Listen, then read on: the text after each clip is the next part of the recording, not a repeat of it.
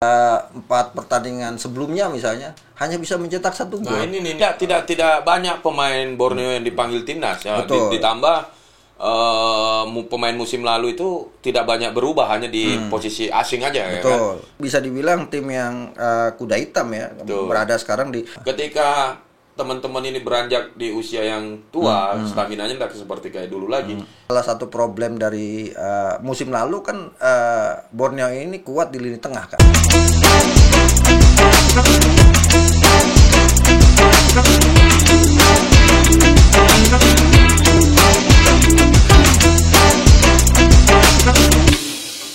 Menyala pesut hitam. Nih, saya sengaja memakai baju Borneo FC karena saya juga mantan pemain Borneo dan abang juga salah satu pecinta dari klub Borneo. Kita bahas Borneo.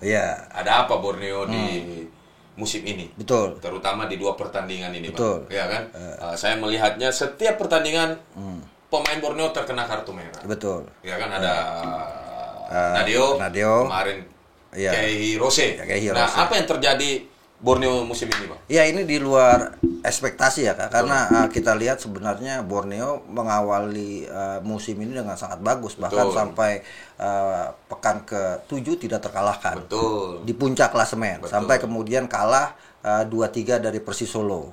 Dan itu pun ada kartu merah juga gitu kan, dia waktu itu. Nah, setelah itu penampilannya sampai pekan ke-9 bahkan masih di puncak klasemen, tapi belakangan menjadi menurun ya penampilannya. Kalau gaya main Borneo ini kan kayak Bayer Leverkusen, beberapa kali punya peluang mencetak gol justru di menit-menit injury time kan, 9-2, 9-3 sekali. Tapi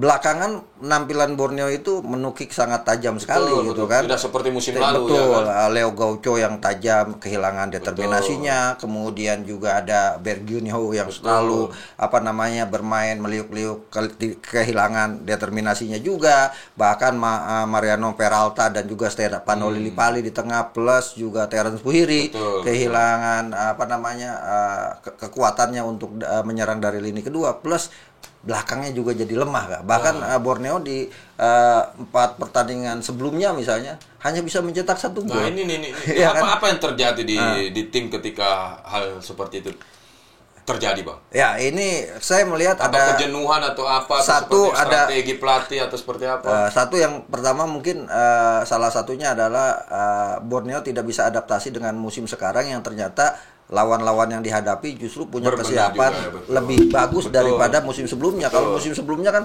Borneo itu mencetak rekor 19 laga tidak terkalahkan, gitu kan. Dari puncak klasemen menang reguler, tapi kemudian kalah di championship. Karena apa? Karena ketika dia mengendurkan permainannya gitu kan dalam rangka untuk persiapan menuju championship, dia kendurkan permainannya, akhirnya atmosfer kompetisinya hilang. Dan ini yang terjadi menurut saya di Borneo ketika kemudian ada sejeda kompetisi karena FIFA Matchday.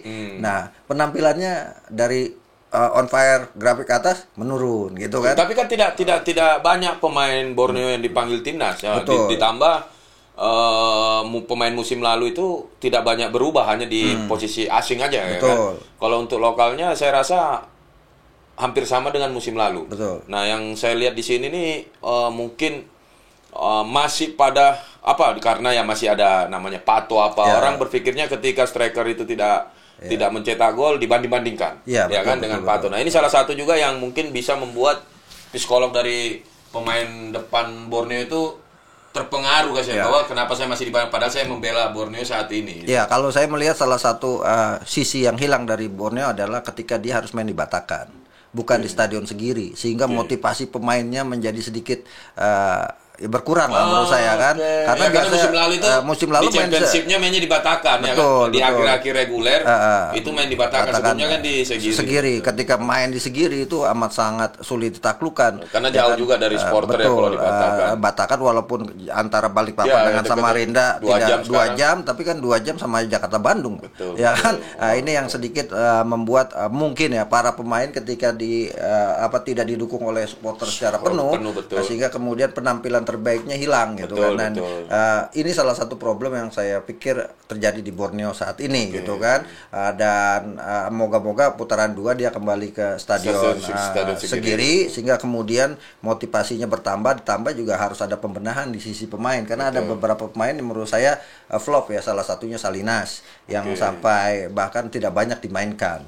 Nah, Borneo juga butuh striker yang bisa menjadi tandem dari Leo Gocho. Setidaknya kalau kemudian ada Leo Gocho tidak dalam performa terbaik atau dari turun naluri golnya, ada penggantinya gitu kan. Dan dengar-dengar katanya Pato mau dibawa balik Kak gitu kan. Dan mungkin ini yang kemudian juga menjadi salah satu rancu di dalam tim masih berjuang, ada isu-isu seperti itu ya akhirnya mungkin ya mau tidak mau mereka psikolognya terpengaruh. Nah, bisa juga strategi dari pelatih Peter sudah terbaca sama tim-tim lain. Nah, itu salah satunya itu kalau Peter Huistra kan dia bermain dengan bola-bola daerah yang cepat ya, dengan mengandalkan kalau musim lalu ada Terence Puhiri, ada Stefano Lillipali gitu kan. Sekarang misalnya ada Mariano Peralta, ada Berguinho, dan yang saya lihat tim-tim justru udah mempelajari gaya main Peter Huistra yang kemudian jadi mudah dibaca gitu kan. Dan itu akhirnya Borneo tidak bisa terus meraih hasil positif ya. Kalau kita lihat 5 kekalahan itu hasil yang sangat buruk, ditambah ya akhir tahun yang tidak baik lah buat Borneo, kalah di kandang 4-0 lagi walaupun memang itu kartu merah dari Kehirose ya. Betul.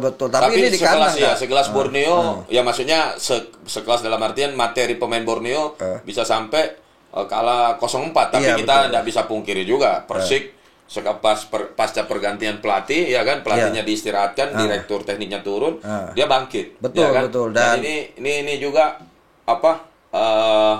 sangat menarik juga ketika Persik dengan mengganti pelatihnya itu langsung bangkit juga Bang. Iya, Persik ini bisa dibilang tim yang kuda hitam ya. Berada sekarang bahkan posisinya sekarang di atas Borneo gitu kan, dengan poinnya lebih banyak. Persik 27 poin, 8 kali menang, 3 kali imbang, 6 kali kalah gitu kan. Dan menurut saya ini adalah pencapaian terburuk Borneo ya, dalam setidaknya 3 musim terakhir nih Kak, berada di peringkat 7 klasemen putaran pertama. Yang biasanya dia ada di atas ya. Biasanya dia adalah tim papan atas yang tidak ada masalah. Saya pikir ada masalah psikologi mungkin yang harus dibenahi oleh manajemen Borneo FC, sehingga pasca libur ini psikologi yang menjadi beban selama ini saya lihat psikologinya ini psikologi non teknis kan. Ya bisa jadi misalnya soal bonus lah, soal apa kan kita nggak tahu kan psikologi, karena biasanya para pemain itu ada waktu di mana secara psikolog mereka tidak siap untuk tampil, dan ini yang harus dibenahi. Tapi kalau dilihat dari pemilik bos Nabil ya kan, kita lihat bahwa Borneo juga salah satu tim yang tidak kesulitan keuangan. Betul. Hanya saja saya melihat di sini dengan juga termakannya usia pemain-pemain penting dari Borneo. Kita tidak pungkiri Lillipali, Diego, Hendro Siswanto yang jadi tumpuan musim-musim sebelumnya, karena memang usianya sudah mulai beranjak. Ya ini regenerasinya ini masih belum ada kelihatan, hanya Fatur Rahman. Tapi ada Rivaldo, tapi kemarin kan harus hilang, kemarin main konsisten di lini tengah Rivaldo, kemudian dipanggil timnas kan hampir 1 bulan di Piala AFF, sehingga tengahnya juga agak berkurang. Kayak Hiroshi bekerja sendiri seolah-olah. Jadi gitu makanya saya bilang, ketika teman-teman ini beranjak di usia yang tua, staminanya tidak seperti kayak dulu lagi. Jadi harus ditopang juga dengan pemain-pemain asing, contoh yang bagus, yang kuat, ditambah pemain-pemain muda yang jiwa petarung. Tetap akan punya kualitas nih pemain-pemain senior ini. Tapi ketika asingnya juga tidak bisa menolong, ya makin tim ini sulit untuk maju, karena mengandalkan seorang Hamkamsa di umur 20 sama di umur 30 ya kan beda. Betul. Ya ini ya kalau pengamatan saya ini yang terjadi. Jadi untuk putaran kedua ini otomatis Borneo harus nambah pemain dah, Bang. Betul, betul. Saya melihat regenerasi Borneo ini tidak berjalan mulus gitu kan. Mereka punya pemain-pemain yang cukup bagus untuk regenerasi. Ada Komang Teguh, ya kan. Kemudian ya, tapi yang selama ini konsisten main kan Fajar Faturrahman, ada Buffon backnya, ya kan. Tapi kan selama ini dia fokus main di timnas U20 kan, pelatnas dan sebagainya. Sehingga regenerasi dalam bentuk main di lapangan. Nah, itu apakah pelatih yang punya putusan. Nah, ini kan banyak juga pemain-pemain yang di bangku cadangan yang bagus, tapi belum dapat menit kepercayaan dari pelatih. Ya, betul. Abang, Saya pikir kan hak dan tanggung jawab sepenuhnya di lapangan ya sudah pelatih gitu kan. Kalau kemudian ada strategi dan juga taktik yang tidak jalan, ya tanggung jawab pelatih menurut saya kan. Jadi menurut saya sekarang ini Peter Huistra punya PR untuk melakukan evaluasi secara menyeluruh timnya saat ini.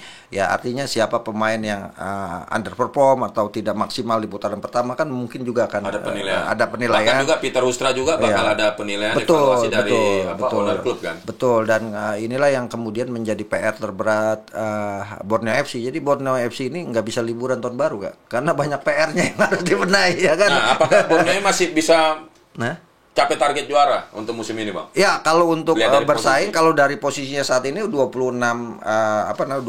poin ya. Kalau kemudian kita misalnya Persib masih punya 2 pertandingan, taruhlah 2 pertandingan ini bisa menang 41. 26 dengan 41 ya hampir separuh jalan ya. Tapi kan tidak ada yang tidak mungkin juga di kompetisi ini gitu kan. Karena siapa yang tidak menyangka Borneo tiba-tiba turun gitu penampilannya. Artinya tidak ada yang menyangka pula bisa jadi Persib, Persebaya yang ada di atas juga putaran kedua turun gitu. Karena Borneo ini kan sebenarnya punya ini yang bagus, punya awal-awal musim kemarin bagus, dia main tandang 2 kali, dia bisa raih poin, artinya putaran kedua pun peluangnya sama, apalagi dia akan main di kandang, Kak. 2 kali kan main di kandang. Cuma permasalahannya Borneo FC ini masih punya PR juga, main di Asian Championship akan bertemu Buriram, kayak Ilolo gitu kan. Jadi konsentrasinya masih terbagi gitu. Nah, sedangkan kedalaman skuadnya tidak persis seperti Persib. Betul. Dan itu yang kemudian saya pikir ada beberapa tim yang sedang juga beradaptasi dengan membagi kompetisinya antara kompetisi domestik dengan kompetisi luar negeri, termasuk diantaranya PSM Makassar juga kan. Dia main di Asian Championship, termasuk yang ya kalau kita bilang Madura masih juga yang malah terseok-seok Madura. Betul. Karena harus membagi fokusnya di 2 event yang diikuti, dan saya pikir ini pengalaman tahun ini pengalaman yang terbaik buat Borneo FC untuk apakah bisa 2025 comeback. Tahun baru, era baru kan, harapan baru tentunya. Kita tunggu, tapi tidak menutup mata juga pasti owner dari Borneo yaitu Nabil Hussein itu akan bergerak di bursa transfer.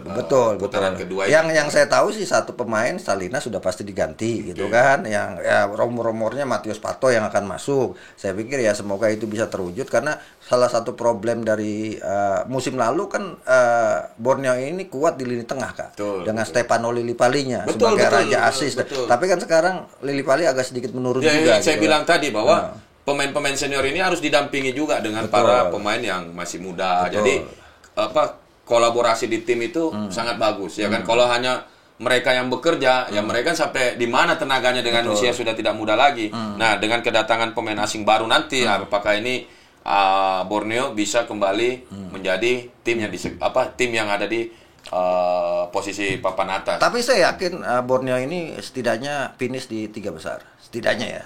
Apakah teman-teman yakin seperti Bang Akmal? Karena Bang Akmal lebih bagus mengulas Liga Nasional daripada mengulas yang lain-lain, karena infonya firasatnya betul ya kan. Kembalikan Akmal yang dulu yang kritis soal Liga Indonesia ya kan. Jadi nggak usah lagi abang bahas timnas, sudah timnas biar berikan kita ya kan. Karena kita ingin juga memberikan edukasi kepada betul. Jadi buat Pusamania ya kan, apakah Borneo FC ini akan bangkit di putaran kedua ya kan, kita tunggu nanti. Karena gini, Kak, kenapa saya harap 3 besar, karena ada potensi posisi 1, 2 itu main di AFC Champions League ya kan. Kemudian ada di AFC Challenge League. Nah, ya 3-4 kan bisa di Asian Championship lagi gitu kan. Borneo FC di situ dengan sekarang pengalaman musim depan yang lebih matang lagi dan bisa juara, karena kita berharap tim-tim yang mewakili Indonesia ke luar negeri adalah tim-tim yang siap untuk bersaing di Asia. Karena jangan sampai kita cuma jadi tim kompetisi sepak bola kita itu cuma seru di dalam negeri tapi melempem ketika main di luar negeri gitu. Jadi saya masih berharap Borneo bisa bangkit. Buat Diego Michel, Stefano Lillipali, Hendro Siswanto, Terence Puriri, Cecep, terus Nadeo, ayo bangkit. Nah, bawa Borneo lagi kembali disegani. Oke. Karena persaingan di putaran kedua akan semakin seru, semakin sengit. Kita harus siap. Manyala, Bang. Manyala, Borneo FC, pesut etam, gaskan dia.